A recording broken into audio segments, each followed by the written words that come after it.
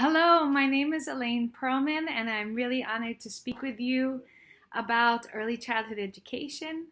I think all early childhood educators are aiming for our students to become lifelong learners who are intellectually capable, socially highly adaptable, emotionally secure, and empathetically ready to give to others as well as be kind to themselves. So, I would like to share with you today some of my experiences and ideas in teaching early childhood education.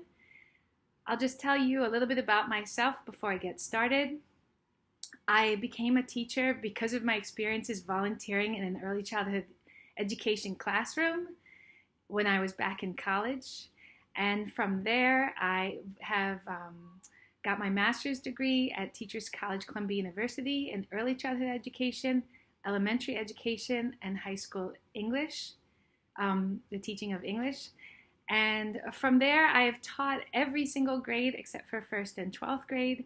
And I also spent 7 years teaching students under the age of 5 years old. So most of my teaching has been with children who are under 5 years old, as well as students in middle school. And middle school here is 6th, 7th, and 8th grade, roughly the ages of 12, 13, and 14. So I am really excited to share with you what I've learned so far and after 3 decades in the classroom. The first thing I'd like to talk about is how to motivate young children so that they become lifelong learners. And I think that we need to remind ourselves and our students that learning is sweet. Learning is an adventure, and learning is something that really comes naturally to all of us. And in that spirit, I like to speak with my young students about the brain. And in the last few years, the studies of the brain have revealed that the brain is a highly flexible tool, and that as we learn new skills and we gain new knowledge, our brain actually changes and the pathways are flexible within the brain to accommodate, adapt to, and absorb that information so that it becomes a part of our mind and actually changes the structure of our mind as we learn these new skills and knowledge. There are a lot of good books for young children about the brain, and I feel like it's never too young to learn that the brain is our friend, that it's flexible, and that we need to take very good care of our brains as we live on this earth. So making friends with our brain and also understanding that the brain is the source for feeling and absorbing information through our senses is something that I emphasize with my young students. So I have taught young people from around the world. For 5 years, I was the pre-K teacher at the American International School of Budapest, Hungary. And when I was at that school, I had students from around the globe. I've also taught classes for 2 and 3-year-olds, toddlers, as well as the 4s, the pre-K year in New York City. And my students, again, came from around the world because New York City is such an international city. So with this experience of being with young people for so many years, full-time in my classroom, first of all, it was a very joyful experience. I loved every single day. It really is my favorite age group, along with the middle schoolers. Those are my 2 eras in which I feel, those 2 age groups in which I feel that the students are the most activated, fun, honest, and lively. And I actually think those 2 eras have a lot in common in terms of pushing boundaries and really getting to know who we are through the pushing of boundaries at that pre-K age and also when students are around 13, 14 years old. I feel also that if we have a good early childhood experience, that those teen years will be much easier, that in those early childhood years, it's a good time to lay a firm foundation in terms of preparing students to learn in a both a structured and a flexible way, so that when they are older, reaching those years which are often very vulnerable, like those teen years, students already have a firm foundation and a sense of real individual security and self-love. So we lay the groundwork in those early years, and we see some of the results of that work that we've done in the early years when students grow and become teenagers. I'd like to introduce you to a concept. I think it was developed by someone named Michelle McDonald, and the concept is RAIN. in English, the rain that falls from the sky, RAIN. And the R stands for recognize, the A stands for acknowledge, the I stands for inquire, and the N stands for nurture. And this concept is a really interesting one. It's something that's applied mostly for adults, but I think it has a real message to send us as early childhood classroom teachers. When we recognize, or when our students recognize something, that would be that they're in a situation and they can identify what's going on. They can have their ideas presented. So it's sort of the discovery phase, the recognition. And then from there, there's the acknowledgement. So the acknowledgement is the time for discussion. It's the time for a debrief. It's the time to really explore and analyze and compare and contrast what we're learning. So the acknowledgement part is sort of the brainy part, the recognize being the experiential part of the learning, the acknowledge being the discussion part. And then in order to really get the questions answered from our students, it's their time for inquiry, where it's open-ended questioning time. Some questions are answerable. The most interesting questions are often not concretely answerable. And so it's a time for just that feast of questions in which we can examine something from all different angles, compare it to things that maybe we've seen before, and ask those important inquiry questions. And for that reason, I think it's important for all teachers to study different questioning techniques, as well as things like the Bloom's taxonomy, to understand that we go from maybe more concrete questions to more abstract questions, and young students are definitely capable of deep thinking. And so after the inquiry, then we want to nurture the new learning.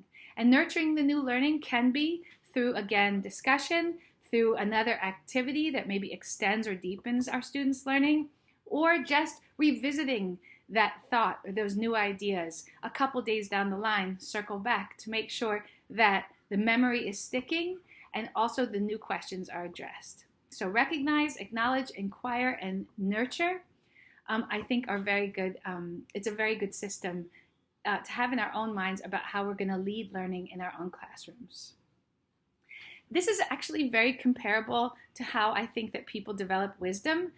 Wisdom, I think, only develops through having an experience and then having a discussion with ourselves or with others to reflect and absorb what was learned. And the very famous educator, John Dewey, who is actually a professor at Teachers College, Columbia University, where I work now, he said something along the lines of, we don't learn from experiencing, we learn from reflecting. And if you think about the wisest people that we know, they're the people that have had a lot of experiences, had a lot of information, and a lot of skills, and then take that time to reflect, absorb, and really go through and decide what is meaningful, what will I keep, and what from this experience is not worth putting into long-term memory, is something that can be forgotten. Because of course, we can't take it all in. So those are really important life skills, I think, that can begin in developing and being nourished in an early childhood classroom. So that debrief, that end point where we're reflecting, is when often learning becomes solidified. So I just want to tell you a bit about my own early childhood classroom. As I told you, I was the founding pre-K teacher in Budapest. I also taught pre-K in New York City as well as toddler classes. So in my classroom, we begin the day with choice time. And during choice time, students can go to different centers around the room. There will be a building center where there will be blocks and Legos and all kinds of building materials. We have the drama corner, where there's dress-up clothes and all kinds of role-playing goes on there. There will be reading on the carpet, where there will be books or access to students to be able to pull out books and sit in comfortable seating in order to explore the different books in our classroom, and books of all sorts. At a table, there will be an activity going on that's teacher-led. It's likely an art activity or a cooking activity. And there's a kitchen or a mail room, or different kinds of rooms in the corners in the room where students can take on different roles. And as we know, play is the work of children. It's where they really break down and start to understand many of the systems that is in the adult universe. So this early choice time is free flowing, and it's also a time for students to greet each other and say farewell to their families and so on. After that, we have the circle time, which is our community building, where we have different routines, which the students eventually take charge of, and that will be calendar and the news and a good morning song. And during that time, we spend a lot of time reciting different poetry. So I lived over in Budapest, Hungary, as I mentioned earlier, and I was stunned at the ability of Hungarians to learn. They were excellent learners, and they learned very quickly. So just as an example, I moved over there in 1994. Almost no one spoke English. By the time I left in 2000, almost everyone spoke very high-level English. And I think that part of that is because in their schools, they do a lot of poetry recitation, poetry speaking, and also within that, poetry memorization. They also learn recorder all throughout elementary school. And I think that both elements really help them to become, to develop their executive functioning skills so that they become very good academic students.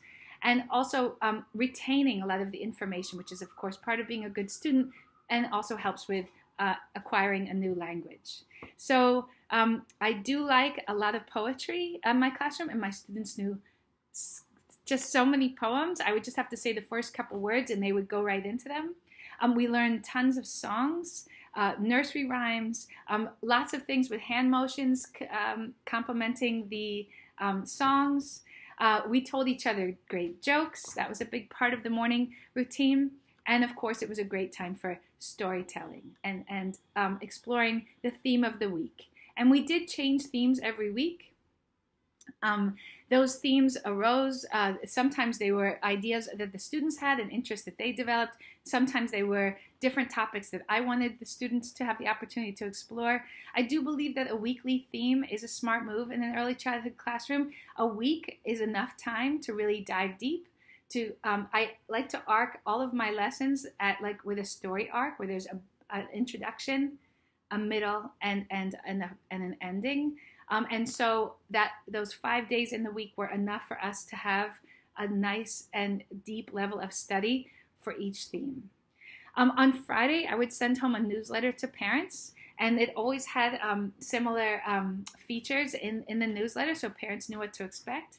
One part of the newsletter was a review of the week, so that parents knew the different activities and the different kinds of experiences their own children had. Within that, following that review were always questions that I came up with that they could ask their children, because I think a lot of parents ask their kids, how was school? And of course, that can be answered in a single word. We want students to develop conversational skills. And I also emphasize with parents that if we want our children to share with us, we also need to share with them. We need to model how much detail to provide. We need to model conversational skills. I tell my students conversations are like a tennis game that goes back and forth. And so in what we want our students to and our children to achieve, we also need to model that in order for them to have a pathway to really understand how to take on something like sharing our week or sharing our day, modeled based on the adults around us and how they share about their days.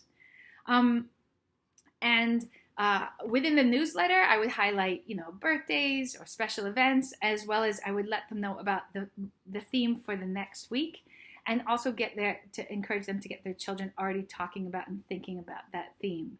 So having a weekly newsletter was a great way for parents to stay abreast of all that we were doing in the classroom. And it was also a way for me to answer questions that may have arisen among parents, so that they knew that they were going to be informed through the newsletter, so that they would be less in the dark about what was going on and more up to speed about what we were doing and how they could talk to their own children about the activities of the classroom. Another way I got parents involved in our classroom was to have them come in as mystery readers. Oftentimes they would come in costume, they would come with a book, and they would read these beautiful stories that were very special to them. I made sure that all the students had at one time someone from their families coming in so that no one felt left out. And so I emphasized with the families that it was very important that someone should come on into the classroom at some point during the year, even if it was only for a few minutes. And I just want to give you a quick example about one of my themes and something really adorable that happened. That particular week, we were studying what is life like if you're an artist? What's an artist's life like? And we were studying The Very Hungry Caterpillar that week, and we were talking a lot about that particular artist. And we went on from there to talk about different artists and the kind of work that they do, their style, what was their medium, and so on. Now, I really wanted a living artist to come and talk to our students that week. I'm a big believer in guest speakers. They open up entire worlds to students that they may not have known existed. So all throughout education, I think guest speakers are extremely valuable. I couldn't find an artist that week to come into our classroom.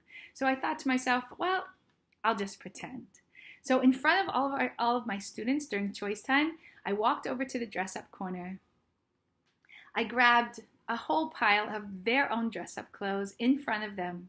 I walked out of the room. I have another teacher, Agnes, who was in the room there, so she was watching the kids. I went out into the hallway, and I put on every piece of clothing that they had from their dress-up corner. I think I had 3 different pieces of clothes that were sort of a turban on my hair. I had lots of scarves that were different outfits that they had. I think I wrapped a scarf around myself so it looked like I had a skirt on, and so on. So I was covered in their own dress-up clothes. I knocked on the door, and I put on a very unrecognizable accent, and I told the students that I am the artist. I'm coming to talk to them about what it's like to be an artist. And I asked them, where's your teacher? And they were very distressed that their teacher, who was me, was missing the program, but I told them to listen carefully so that they could then tell their teacher all about what I said. Now keep in mind, my face was not covered. We sat down, the students interviewed me. Now we had spent a lot of time on what kind of questions to ask when we have guest speakers. They did a thorough interview of me.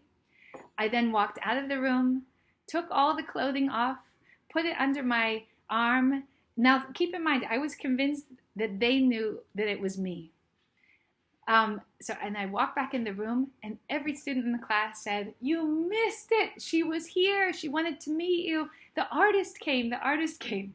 So I'm telling this story, first of all, for us all to remember that students who are in their early childhood classrooms live in a fantasy world. They live in an imaginary universe, and they slowly descend to earth at about between the ages of 7 and 9. But before that time, they really are living in an imaginary palace, and so we have to really tend very delicately to that palace. We want to make sure that we are very kind and loving with students, that we are very forgiving of them, that they always can come in and have a clean slate. All is forgotten. All the misdeeds of yesterday are forgiven and forgotten, and we're starting fresh and new. And we also need to remember that they are in this imaginary universe and that they can sometimes believe things which we know are not believable. I'll give you another great story about my early childhood classroom. We were sitting at circle time one day, and for some reason this question came into my mind, so I said spontaneously, "Who here has been to the moon?" And every hand went up. The students didn't even look at each other. They had been to the moon. I said, "I haven't been yet. Tell me, what were the colors you saw? What was your day like? I want to hear everything." And they had a lot to tell me about what life is like on the moon. And so I think that this imaginary world that they live in is real food for the rest of their lives, and it should be nurtured. I had a parent while I was a teacher over in Budapest, Hungary, and she was from a country where students were doing academic work, ABCs and 1, 2, 3s, at a very, very young age. And at that time, in the American system, we waited until age 6 to teach literacy. Now, I'm very disappointed that that age has crept lower and lower. I think that we're really stealing time away from students. We're making it much harder when we're teaching them to read much earlier. In the Scandinavian countries and in Germany, they don't teach literacy until age 7, when the brain is ripe and everyone can learn very quickly rather than frustratingly slow if you start at age 4. The biggest problem with teaching students to read at age 4 or at an age that is too young and they're not ready, is the students are going to feel like they're not as smart as they are. And it's simply that their brain is not yet ripe for the learning. And it's hard to shake the feeling that you're not that bright, especially when you start to feel that at age 4. So I would definitely encourage all policymakers and all educators to hold off on the literacy until students' brains are ripe, and that would be around the ages 6 or 7. So I had this parent who was frustrated that I wasn't doing enough in her mind academic work with her 4-year-old daughter. And she was often bringing this up. And then one day she said to me, you know, my 2nd grade child, who's about 7 years old, she writes the most boring stories. And I said to her, it's possible that her stories are boring, according to you, because she didn't have enough time playing and developing her imagination. Instead, she was doing ABCs and 1, 2, 3s when she should have been really creatively exploring the universe, right? So I think that in a lot of people with very highly developed imaginations were provided opportunities as children to be children, to play, to learn, to explore through their senses, rather than sitting and tracing letters and numbers over and over again. So please keep that in mind when you're developing ideas for how to bring out the best in young people. I think it's important in developing literacy skills for young people that we use very advanced level words. I speak to young people like I speak to adults. I may use words that are more simple, but next to those words, I'm going to use very highly complex words. So for example, I would say to my children, sometimes we may feel sad, sometimes we may feel melancholy, right? So I'm using the synonym so that students understand that melancholy means sad, rather than explicitly saying melancholy means sad. I use it in context and the students pick it up and they start to use very advanced words as well. Along with that, I think it's important that we develop our own speech patterns. Sometimes I say a lot or other filler words. When we do that, we're inviting our students to copy that. So we want to make sure that our speech patterns are as high level as they can be, because we know that our students are listening to us, learning from us, imitating us.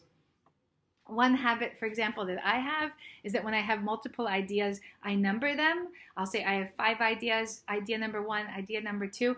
I notice that my students pick that up. That's not a bad thing. I never mind when they do that. But if I had other things in my language that I didn't want them to pick up, I would try to eliminate them when I'm speaking in front of the class. Other ways to develop those great literacy skills, wordplay, poetry, riddles, rhymes, any kind of playful words, bringing in different kinds of vocabulary, as I said earlier, it really extends and deepens students' literacy development.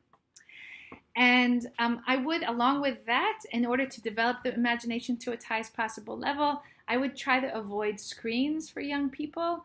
I think that we're an overly screened society, so much TV, so many phones, so many laptop computers, and that kind of watching and passively experiencing the world through screens, I think dissolves the imagination and doesn't serve our students' brain development. So I am pretty much anti-screen for young people. They'll get plenty of screens later on. I also believe in if there's stories that are going to be told, that they should be told through the ears in a recording so that students can paint the picture in their own minds of what the characters look like. So that I do a lot of storytelling with students, as well as having them listen to other people tell stories, because that's a really good and fertile place for the imagination to develop. One thing that I like to do through my storytelling with students is to focus on issues around justice, promoting caring for others, and the fact that we should treat everyone with dignity and everyone should also treat us with dignity. I, through my storytelling, develop certain ideas. So for example, if I saw in my classroom that students are having their feelings hurt and they're holding on to that hurt for far too long, I think it's important for students to fully feel, fully be acknowledged. I remember hearing Janusz Korczak, the developer of a document on children's rights. He wrote that children should be allowed to mourn even the loss of a pebble, right? Because in the child's world, the loss of a pebble is a significant and profound loss potentially. And so in the same vein, we let students feel sad, fully feel their feelings, but it's important for them to release them pretty quickly so that it doesn't ruin too much of their day.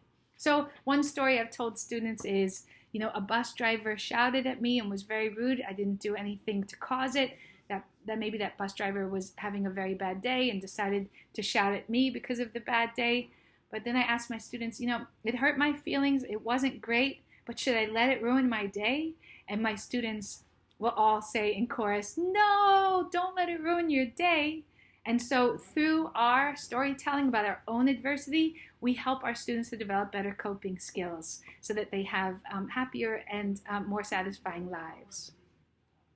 Another aspect of early childhood education that I think is extremely important is field trips. Now, in my classroom, students go on loads and loads of field trips.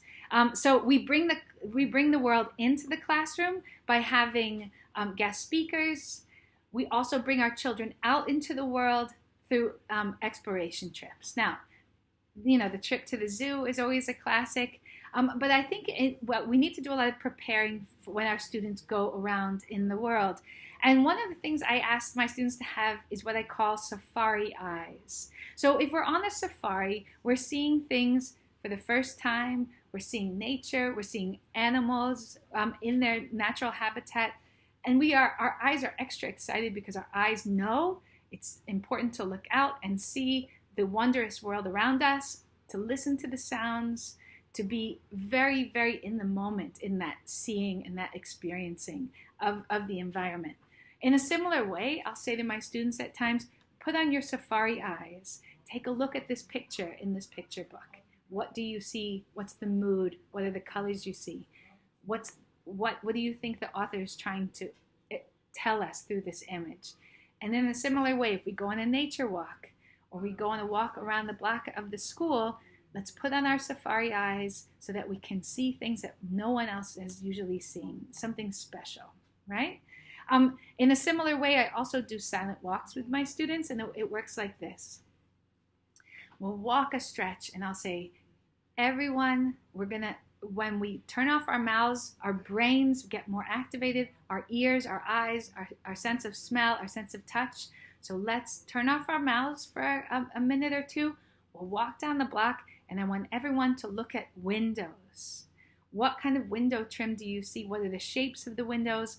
What do you think of these windows? Do you think they're pretty windows or just plain windows? Let's talk about the windows when we get to the end of the block. And so it'll be a time for everyone to look around and explore what we see, and then we'll have that conversation. Or if we're on a city block, let's look at everyone's shoes that we pass by, and then we'll talk about it when we get to the end of the block. So you give students an area for focus, and then you have a discussion at the end. And it's in a similar kind of way, I would never tell my students when we were lining up that we all needed to be quiet. I would say instead, now we are mice, and we're going to check out to see if there are any cats around. And different things like that. Ways for students to get into character and use their imagination. And in the meantime, they're also quiet in the hallway, so it works really well. So activating that imagination can be done in multiple ways. While I'm talking about lining up, I also want to share that when a student is doing something wrong, I do not name that student. I was once told by a professor ages ago that when you name a student, it's as if we're giving them an M&M. It's as if we're giving them a piece of candy, and when that candy dissolves from the mouth, that flavor goes away, that student will want another M&M. So they'll do something else in order to trigger you saying their name again. And for that student, whether you're saying their name if they've done something positive or something negative, not really as important as the fact that they're being acknowledged. It's a gift to them. And knowing that is the reason why when a student does something that is not what they should be doing, I do not name them. Instead, I'll do something like this. We're all set to go to lunch, but there are 2 students who aren't ready yet, and they're holding us up. But we've got places to go and people to see. I wish those 2 students would get into line. And everyone looks around, and those 2 students are just mortified because they're not being named, but they're being noticed, and they get into action. Also, I never got into battles with students as a one-on-one. I would tell them what needs to be done, and I would look away in order to give them the dignity so that they could do it without being stared at, right? And so they were much more likely to do what was asked of them. Just a couple tricks for getting the class together. Now, another thing I want to talk about is assessment, right? We do all these different activities. We plan all these different curricular goals for students. How do we realize if they've reached them? How do we realize where they are in their learning? It's very important as a teacher that we are very careful observers of our students, that we are note takers, and that we are continually monitoring student progress. One way to do that is to, after a storytelling or a picture book sharing or something of that nature, to ask questions, to also check while the story is being shared about children's ability to focus during the story. We're also checking to see, are we developing our children into being caring friends, loving community members, and so on. So through that assessment and through the careful note-taking, we can over time see what our students are absorbing, and they are revealing it to us through their activities, through their language, through their answers to our questions, and so on. So it's not, of course, an exam, like as if the student was far older. Instead, it's an ongoing formative assessment that we see the student's development over time through various activities. Now, students have natural interests. We may have a student, for example, who never goes over to the black corner, or a student who never never volunteers to participate in an art activity. Now, our responsibility is to nurture students' interests and to make them as broad as possible. It could just be that student has never had that experience, or there could be some fear involved that's developed over time. That's the reason they're avoiding certain activities. In that case, we want to provide opportunities for them to dive in and be a part of it. There are multiple ways to do that. We can ask students, hey, will you come over with me to the black corner? Let's see if we can build a castle. Or we can ask some students to invite them over to participate in that activity. There are multiple ways for it to happen, but we want to make sure that all students have had opportunities to participate in every activity that we are offering. Now, there may be students who will say to us, I don't want to do the teacher activity right now. I'd like to do it later. And I believe strongly that students should have that kind of autonomy and agency to decide the timing of when they participate, but their participation is not voluntary. Everyone is going to participate in everything at some point, but they can maybe have a say in when they're going to do that, and also a say in the timing, right? Do this for 3 minutes, do this for 20. I think that that's also important to build that in for students. We also, as I mentioned at the very beginning of the talk, want to develop students who have a great deal of empathy.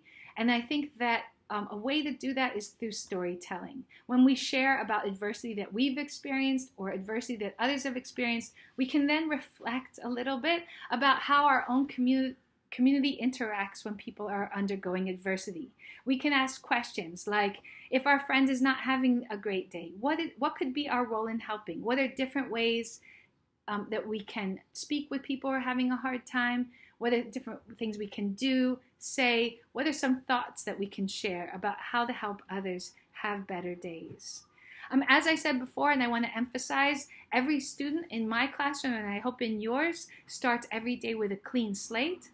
And with that, we can even have a clean slate within the moment. Let's imagine that a student said something that's very harsh and rude. We can then ask a student to have a take two, to an opportunity for a do-over, to rephrase something that they've said so that it's said with more kindness or more clarity. And we emphasize to them that when they care and they express caring to others, it's actually a way for them to show love, right? So through using kinder language, they're using more loving language, right? And so we're encouraging our students, especially those who struggle with this, to have opportunities, multiple opportunities, to do things in a way that's building community rather than tearing it down. Other ways to assess students is when they draw pictures, for example, to have them dictate a story. And as they're dictating a story, we can ask questions to extend their learning and also assess where they are in their development. We can offer opportunities for students to count, sort, identify patterns, very important for those early mathematical skills. I think that science is the best friend of an early childhood education teacher and for their class development. Science experiments, hands-on activities, explorations of why the sky is blue or why the wood, how a tree becomes a piece of wood and so on. It's limitless. This exploration of the scientific universe, I think it's exactly where students' heads are. How does the world work the way it works? Let's break it down and let's explore. And of course, in my early childhood classroom, and I hope in yours, there is plenty of music and music of multiple genres, right? So introducing and sharing with students traditional music, music that is improvised, music that is choral music, music without any singing voices at all, fast music, slow music, opportunities for dance parties, and so on. There's a TED Ed talk about how playing music activates the brain like no other activity. So having musical instruments in your classroom, drums, and so on for students to participate in so that they can learn about rhythms and help to create a musical orchestra within the classroom is also a way to get students engaged. Body rhythms is another way, and the sky's the limit. So I hope that my ideas about early childhood classroom experiences and learning were helpful to you, and that hopefully it will help to make your classroom a place that is more lively and more activated for student learning. And I would welcome any of your questions. You can certainly get in touch with me. And I hope to meet you all someday. And thank you so much for listening to my talk about early childhood education. Have a lovely rest of the day.